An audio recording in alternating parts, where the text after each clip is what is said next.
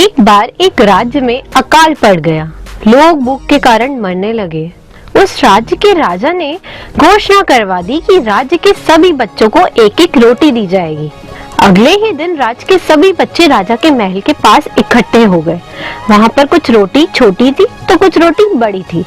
सभी बच्चे बड़ी रोटी पाना चाहते थे, जिसके कारण उनकी आपस में धक्का मुक्की और लड़ाई होने लगी।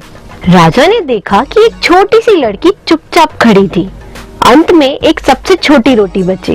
उस लड़की ने उसे खुशी खुशी लिया और घर चली गई। दूसरे दिन भी ऐसा ही हुआ।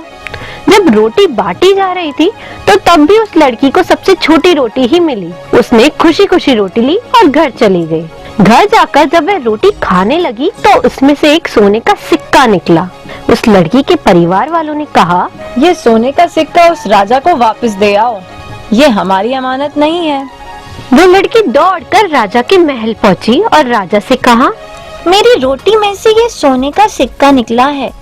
रोटी बनाते वक्त गलती से आटे में गिर गया होगा, आप इसे वापस रख लीजिए।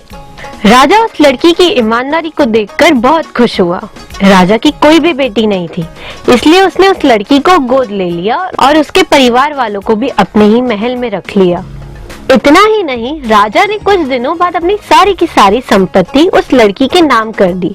तो दोस्तों, इस कहानी से हमने ये सीखा कि ईमानदारी बड़े लोगों की अच्छाइयों में से एक है। ईमानदारी किसी भी व्यक्ति को अच्छाई के रास्ते पर ले जाती है।